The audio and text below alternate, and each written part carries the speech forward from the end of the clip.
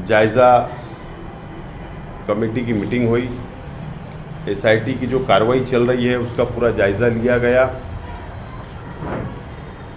और अभी मुझसे पहले आप लोगों को मुस्तकीम डिग्रेटी साहब और एडवोकेट तौसीफ साहब ने तफसील बताई। बहरहाल रमज़ान महीना चल रहा है और उसके बावजूद भी माइनॉरिटी डिफेंस कमेटी मुकम्मल तौर पर डिफेंस करने का काम हम लोग कर रहे हैं।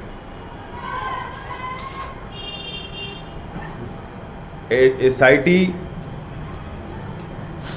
की जो इंक्वायरी चल रही है और जो दोनों एफआईआर छावनी पुलिस स्टेशन के अंदर दाखिल है, या वो कर्मचारी हो गवर्नमेंट के या अर्जदार हो, जिन जिन लोगों पर एफआईआर हुई आज तक, इससे पहले भी मैंने कहा, आज दोबारा बोल रहा हूं कि एसआईटी और पुलिस जो इंक्वायरी कर रही है वो भारतीय जनता पार्टी की सरकार के दबाव में मुकम्मल तौर पर काम कर रही है। और हमारा मुल्क जमहूरी मुल्क है, हम संविधान को मानने वाले हैं और न्यायपालिका पे यानी कोर्ट पर हमको पूरा भरोसा और विश्वास है। लेकिन हम ये देख रहे हैं कि एक तरफ हमारे वकील डिफेंस कर रहे हैं मुकामी कोर्ट के अंदर और हाई कोर्ट के अंदर, लेकिन दूसरी तरफ से सरकारी वकील, चाहे वो मुंबई हाई कोर्ट के अंदर हो चाहे मालेगांव कोर्ट के अंदर हो, जो एसआईटी की पुलिस की बाजू वहाँ पर रखने का काम कर रहे हैं, वो कोर्ट को मिसगाइड कर रहे हैं, दिशा भूल कर रहे हैं। ये बताया जा रहा है कि ये रोहिंग्या मुसलमान हैं, ये बांग्लादेशी यहाँ पर रहते हैं, उन लोगों ने बनावटी कागज़ पत्र तैयार किए, इस तरीके का मिसगाइड किया जा रहा है। और मैं पुलिस को उसका दोष नहीं देता हूँ, सरकार के दबाव में यह काम किया जा रहा है। और नहीं तो मेरा आज भी महाराष्ट्र सरकार को और एसआईटी को, हमारा माइनॉरिटी डिफेंस कमेटी के तमाम ही जिम्मेदारान का ये चैलेंज है कि आप एक बता दो, एक कि यहाँ पर बांग्लादेशी मिला, रोहिंग्या मिला, या कोई एक सबूत मिला, एक सबूत बता दो, एक कागज़ का टुकड़ा बता दो कि बांग्लादेशी का ये सबूत हमको मिला। एक भी सबूत नहीं मिला, लेकिन मिसगाइड कर कर नेशनल सिक्योरिटी का मसला पैदा किया जा रहा है जानबूझकर, और मालेगांव शहर को बदनाम किया जा रहा है। इसके लिए हमारी जो लाएमल तैयार किया गया है लीगल सेल ने और हम लोगों ने मिलकर, उसके ऊपर जो अभी आपके सामने बात आ गई कि चार्जशीट के बाद हम लोग आगे कार्रवाई करेंगे ज़मानत की। लेकिन अब रमज़ान भी इंशाल्लाह ख़त्म होगा, ईद आएगी, ईद के बाद हम लोग सब फ्री रहने वाले हैं और उसके बाद हम लोग ये तहरीक को और सख्त कर सकते हैं। हमको फ़ैसला लेने पर मजबूर किया जा रहा है और जो भी फ़ैसला हम लेंगे, हम लोग जमहूरी तौर पर किस तरीके से किस रास्ते पर जाना चाहिए उसकी हमारी अपनी तैयारी होगी। सुप्रीम कोर्ट तक, लेकिन ऐसा ये है कि जहाँ पे आवाज़ उठनी चाहिए थी वहाँ पे आवाज़ नहीं उठ रही है, या जिस लीडर के पास पहुँचना चाहिए था वहाँ तक हम नहीं पहुँच पा रहे, और इसीलिए 2 खवातीन होगी, कल की एक तीसरी खवातीन अंदर है। तो क्या कमी लग रही है आपको, किसकी वजह से? नहीं, बात ऐसी है, मुस्तकीम साहब ने कहा कि शहर को सोचना चाहिए। मैं भी यही बोलना चाहता हूँ कि मालेगांव शहर की आवाम को, संजीदा लोगों को और मिली तंजीमों को सोचना चाहिए कि जो नुमाइंदा चुनकर दिया गया है शहर की आवाम ने, वो नुमाइंदा वहाँ जाकर क्या करता है, ये सोचना चाहिए। ये नुमाइंदा मुकम्मल तौर पर नाकाम साबित हो चुके हैं, इससे पहले भी नाकाम थे, आज भी नाकाम है, और हमको उम्मीद नहीं है। इसके लिए हमारा प्लेटफार्म जो है ये मजबूती के साथ हम लोग लड़ने का काम करेंगे। साहब आप बोल रहे हैं कि शहर को सोचना चाहिए, सांप निकल गया लाठी पीटेंगे, अब ऐसा मामला हो गया है। एमएलए की कारकर्दगी पहले भी नाकिस थी, अब भी है, मायूस कुन है, सब कुछ है, लेकिन इलेक्शन आता है फिर वोट उसको ही दे देते हैं। इस बारे में आप क्या बोलेंगे? शहर फैसला करता है ना, हम तो मांगते हैं हमको वोट दो, शहर फैसला करता है। हर हाँ, क्या वक्त ऐसा फैसला ऐसा है कि पीछे भी नाकाम थे, अभी नाकाम प्रो मैक्स हो गए वो। इस बार जो नाकामी है ये इससे पहले तो 5 साल की थी, ये 5-6 महीने में जो नाकामी दिख रही है। आप एक बात बताओ, सेशन चल रहा था, अगर ये सेशन में एक सवाल लगाते कि मालेगांव में कितने बांग्लादेशी निकले, बताओ, तो सरकार को कोई ना कोई जवाब देना पड़ता। अगर वो जवाब दिए होते तो वो कानूनी मदद के लिए भी इस्तेमाल हुआ होता, लेकिन अब वहाँ पर तो हम जाकर नहीं सवाल कर सकते। जिसको जो जिम्मेदारी है, बोलने का मतलब यह है कि कई रास्ते कानूनी भी तहरीक से और दूसरे चैनल से निकाले जाते, मगर यहाँ पर ऐसा हो गया कि उनको मालेगांव की आवाम से कुछ लेना देना नहीं। जिस आदमी को औरतें जेल में हैं इसकी फिक्र नहीं है, उससे आगे हमको कुछ बोलना ही नहीं है। हर मामला नागपुर में जो वायलेंस हुआ है उसके तार भी मतलब मालेगांव से जोड़े जा रहे हैं, तो मालेगांव मतलब इतना अब ये हो गया है कि हर मामले में मालेगांव को इन्वॉल्व किया जा रहा है। मुख्यमंत्री देवेंद्र फडणवीस जी ने जो नागपुर फसाद के ताल्लुक से जो प्रेस ली, मैंने भी सुना हूँ, उन्होंने कहा कि मालेगांव शहर के अंदर कुछ छोटी छोटी पार्टियां मदद कर रही है, ऐसा कुछ उनका स्टेटमेंट है, और यहाँ से उसको जोड़ने की कोशिश की जा रही है। मैं महाराष्ट्र के मुख्यमंत्री देवेंद्र फडणवीस साहब और राज्य के गृह डिपार्टमेंट से के पास अगर मालेगांव शहर की आवाम या हमारे जैसे लीडरान, ये छोटी मोटी पार्टियां हमारी जो है, या हम लोग जो काम करते हैं, आवाम की मदद करते हैं, अगर नागपुर के ताल्लुक से अगर कोई सबूत होगा या कोई हमारा राब्ता होगा, कोई कांटेक्ट होगा, कोई उनके साथ का फ़ोटो होगा, या हमारा कुछ भी सबूत अगर होगा तो उन्होंने बिल्कुल पेश करना चाहिए, लेकिन गुमराह नहीं करना चाहिए और मालेगांव को बदनाम नहीं करना चाहिए। पीछे आमदार साहब को एक खिताब मिला था, ये साहब एमएलए थे, डंडी मार आमदार, अब आप आज दे रहे हैं डेंगे मार आमदार, ऐसा बोल सकते हैं? निजी महफिलों में डेंगे मार आमदार, और मालेगांव तो जब से आमदार बने हैं पीछे भी और अभी भी गरीब की जोरू हो गई है। कोई भी आके मालेगांव की मार के अब चला आगे गया, तुम कुछ भी समझो, ऐसा बोल सकते हैं? जैसे रमजान महीने में थोड़ा डेंगू अच्छा, माइनॉरिटी डिफेंस कमेटी अपने लॉयर खड़े कर रही है। शहर की एक दीनी तंजीम ने भी कहा था कि हम भी अपनी तरफ से जो है वकला की जमात खड़ी करेंगे।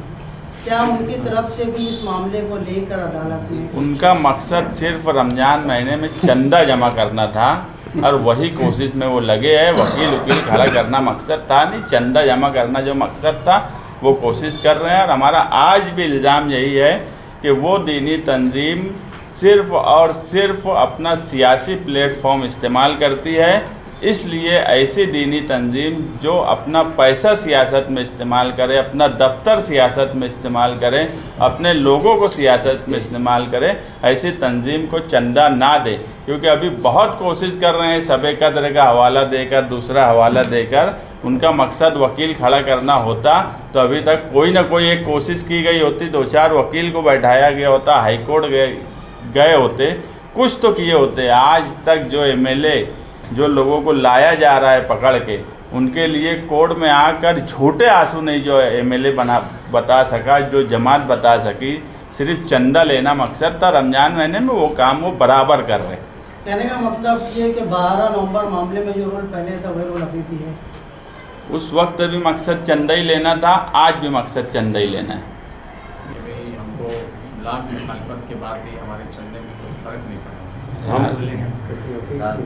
बहरहाल हमारी दुआ है कि तंजीम अच्छे चले, लेकिन ये अपील भी है कि कम से कम कभी ज़िंदगी के अंदर हिसाब नहीं दिए कितना चंदा आता। उम्मीद है कि चांद रात के दिन डिक्लेयर कर देंगे कि इतना चंदा जमा हुआ, उसका फिगर आवाम को बता देंगे। जोर तो नहीं पड़ रहा हाई कोर्ट में? देखिए, हाईकोर्ट में जब वकला जो थे निवृत्ति बागुलकर, खालिद अख्तर के, जिस वक्त हाईकोर्ट ये फाइंडिंग दे रहा था उस वक्त उन्होंने खड़े होकर ऑब्जेक्शन भी दिया। वहाँ पर जो है सोनी पुलिस स्टेशन के पीआई भी थे, उन्होंने ये सबमिशन भी किया कोर्ट को कि एसआईटी में भी अभी तक कोई डॉक्यूमेंट नहीं मिला और इन्वेस्टिगेशन पेपर तो कोर्ट के सामने थे, इसमें भी ऐसा कोई एविडेंस नहीं आया कि बांग्लादेशी है। लेकिन अब हाईकोर्ट है, कोर्ट ने जो फैसला दिया वो फैसला है। तो अब क्या ईद के बाद कागजी और कानूनी लड़ाई के साथ साथ ज़मीन पर उतरने की भी कोई तैयारी है? बिल्कुल, इंशाल्लाह ईद के बाद एक बड़ी मीटिंग लेकर डिफेंस कमेटी आइंदे का लाइमल तैयार करेंगी और ज़रूरत पड़ने के ऊपर सभी रास्ते इस्तेमाल किए जाएंगे पुरअमन तरीके से।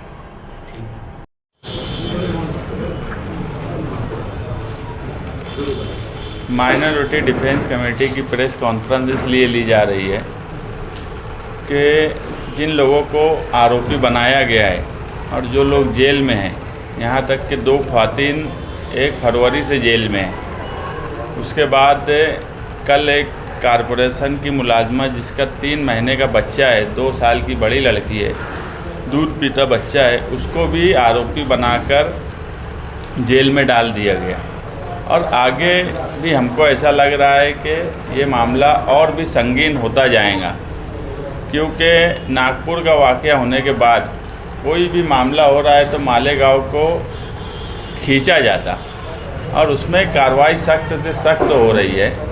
और जिन लोगों की बेल एप्लीकेशन की बात हमने पीछे की थी कि हम उनके बेल रखने वाले हैं, उस मामले में anticipatory bail advocate Khalid Yusuf और बाल किल्ला अले बागुल की हाईकोर्ट में रखी गई थी। जो हाईकोर्ट की फाइंडिंग आई उस पर एडवोकेट तौसीफ वकील आपको बताएंगे, मगर हालात ऐसे नहीं दिख रहे हैं कि किसी की बेल ईद से पहले मुमकिन है।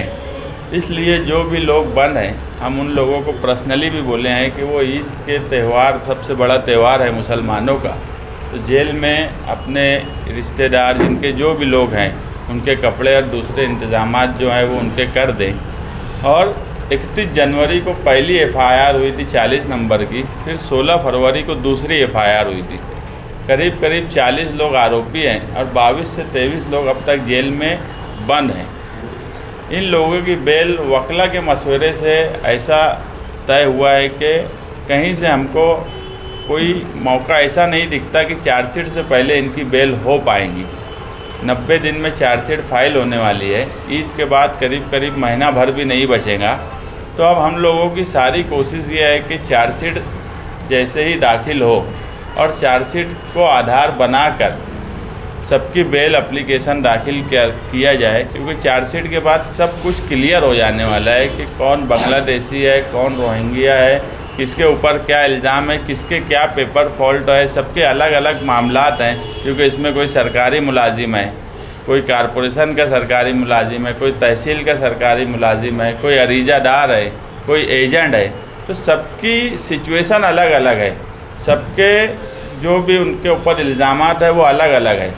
और सब लोगों का एक साथ मामला, कोई हाई कोर्ट जा रहा है, कोई यहाँ पर है। तो ये सारे मामलात को देखते हुए ये तय किया है कि चार्जशीट के बाद बेल रखेंगे। हमको पूरी उम्मीद है कि अरीजेदार की बेल तो फ़ौरन हो जाएंगी चार्जशीट के बाद, और बकिया लोगों के लिए भी हम कोशिश यही कर रहे हैं कि चार्जशीट के बाद सबकी बेल हो जाए। और जो हालात सबके सामने हैं वो आपको दिख रहा है, सेशन चल रहा है, मगर जिस तरीके से एक एमएलए की नुमाइंदगी सेशन में होना चाहिए थी, या जिस तरीके से उन्होंने बड़े लीडरान से मिलने की कोशिश उनकी होना चाहिए थी, वो कहीं से सेशन का आखिरी वक्त चल रहा है। अभी तक शहरियान को कहीं से भी नज़र नहीं आया कि एमएलए ने इतने संगीन मामले में, आज शहर का सबसे संगीन मामला जिसमें औरतें जेल में हैं, ऐसे मामले में भी उन्होंने कुछ नहीं किया और सवाल ऐसे ऐसे लगाए जिनका कोई मालेगांव से ताल्लुक़ नहीं आता। इसलिए हम यही कोशिश कर रहे हैं कि Malegaon defence minority defence committee के किसी भी तरीके से जो जेल में बंद है उनके लिए राहत जल्द से जल्द हो जाए, और जो लोगों के ऊपर कार्रवाई होने वाली है ऐसा लगता है, उनकी हम किस तरीके से मदद कर सके उस पर हमारी अभी प्रेस कॉन्फ्रेंस से पहले मीटिंग भी हुई। हम कोशिश कर रहे हैं कि उनकी भी किसी तरीके से मदद हो, मगर मालेगांव शहर और मालेगांव की आवाम को ये सोचना पड़ेगा कि मालेगांव का नुमाइंदा पूरा महीने भर का सेशन, इतना बड़ा सेशन बजट अजलास होने के बाद उन्होंने मालेगांव के ताल्लुक से ना किसी मिनिस्टर से मिले, ना असम्बली अजलास में कोई बात बोले। हमेशा की आदत की तरह निजी महफिलों में फेकम फाक करने की जो उनकी आदत है कि मेरी मुख्यमंत्री से बातचीत हो गई, अब किसी को जेल में नहीं डाला जाएगा, इस तरह की डींगे अपनी निजी महफिल में वो मारते रहे। कुछ मीडिया पत्रकारों को भी इस तरीके की बात बोले जो कहीं ना कहीं शहरियान का मजाक उड़ाने जैसा है कि आप कोई कोशिश नहीं करते। ना ही इन्होंने कोर्ट में कोई कोशिश की, ना वकील के पास कोई कोशिश की, ना जो लोग बंद है उनसे मिलकर उनको कोई तसल्ली देने का काम किया। ऐसा नुमाइंदा मालेगांव शहर का तारीख में नहीं मिलेगा। मालेगांव की तारीख में कई नुमाइंदे गुजरे, मगर जिस तरीके का रवैया इनका है कि मालेगांव की आवाम को बिल्कुल छोड़ दिया जाए, हम ऐसे नुमाइंदे की मजम्मत करते हैं कि रमज़ान जैसे त्यौहार पर औरतें जेल जा रही है, उसके बाद भी वो खामोश बैठे हुए हैं। बॉम्बे हाईकोर्ट में खालिद अख्तर मोहम्मद यूसुफ और निवृत्ति एकनाथ बागुल, जिनके एंटीसिपेटरी बेल एप्लीकेशन नंबर 562/2025 और 590/2025 था, ये दोनों की ज़मानत 10 मार्च 2025 को जस्टिस राजेश पाटिल की कोर्ट ने रिजेक्ट की है। उस बेल एप्लीकेशन में कुछ ऐसे ऑब्जर्वेशन आए हैं जो अभी तक के शौनी पुलिस स्टेशन के दोनों गुना नंबर 40 और गुना नंबर 51 और यहाँ तक के एसआईटी की जो इंक्वायरी चल रही है उसमें भी अभी तक ये ऐसा कोई डॉक्यूमेंट या ऐसा कोई भी एविडेंस पुलिस को नहीं मिला कि कोई बांग्लादेशी है। लेकिन उसमें जो है वहाँ पर जो सरकारी वकील है, जो स्पेशल अपॉइंटमेंट हुआ है, और जो महाराष्ट्र के चीफ पब्लिक प्रोसिक्यूटर है, उन्होंने वहाँ हाईकोर्ट को मिसलीड किया है। और वहाँ पर हाईकोर्ट ने जो है आखिरी पैराग्राफ में जो ऑब्जर्वेशन दिया है उसमें कोर्ट का ऐसा बोलना है कि जो लोग पकड़े गए हैं वो बांग्लादेशी है और उन्होंने हिंदुस्तान में रहते हुए कुछ लोगों की मदद से बोगस डॉक्यूमेंट बनाए और उससे वो हिंदुस्तान की गवर्नमेंट के जो है फैसिलिटीज़ इस्तेमाल कर रहे हैं, और यहाँ तक कि उन्होंने इलेक्शन कार्ड भी बनाए हैं। और मैटर बहुत सीरियस है, उसकी इन्वेस्टिगेशन होना बहुत ज़रूरी है। इसके लिए दोनों को एंटीसिपेटरी बेल देते नहीं आती, ऐसा बोल के कोर्ट ने रिजेक्ट किया है। और वहाँ पर अगर आप देखेंगे उस ऑर्डर में तो सरकारी वकील की तरफ से ये बताया गया है कि जो लोग अरेस्ट हुए हैं वो बांग्लादेशी है और उन्होंने यहाँ पर जो है मैनेज करके, चाहे पैसों के तौर पर या किसी भी तरीके से मैनेज किया और बोगस डॉक्यूमेंट बनाए हैं। इसके लिए अब हम यहाँ पर बेल किसी के दाखिल नहीं कर सकते, क्योंकि हाईकोर्ट का जो ऑब्जर्वेशन रहता वो सेशन कोर्ट या जो सीजेएम कोर्ट है या जेएमएफसी कोर्ट है उस पर बाइंडिंग रहता है। अगर हम अभी चार्जशीट से पहले किसी की ज़मानत दाखिल करते तो हमारे पास सिर्फ एफआईआर और रिमांड रिपोर्ट रहती है। तो ये ऑब्जर्वेशन होने की वजह से मालेगांव सेशन कोर्ट में एकनाथ बागुल जो है बाले किला वाले, उनके दूसरा जो CR है 51 नंबर, उसमें एंटीसिपेटरी बेल सेशन कोर्ट ने रिजेक्ट किया है और सेशन कोर्ट ने भी ये हाई कोर्ट की जो फाइंडिंग थी उसको उसके अंदर ऑब्जर्व किया है। इसके लिए हम ये जो ऑर्डर को है हम सुप्रीम कोर्ट में चैलेंज कर रहे हैं। और अभी हमारी मालूमात के मुताबिक जो निवृत्ति एकनाथ बागुल है उन्होंने एंटीसिपेटरी बेल जो है वो सुप्रीम कोर्ट में दाखिल कर दी है। और हम खालिद अख्तर मोहम्मद यूसुफ की तरफ से भी एक अरीज़ा सुप्रीम कोर्ट में बहुत जल्द दाखिल कर रहे हैं कि जो ऑब्जर्वेशन आया है हाईकोर्ट का, वो ऑब्जर्वेशन जो है मिसलीड करके बताया गया है और अभी तक ऐसा कोई भी डॉक्यूमेंट मिला नहीं है। इसके लिए ये ऑब्जर्वेशन को डिलीट कर दिया जाए।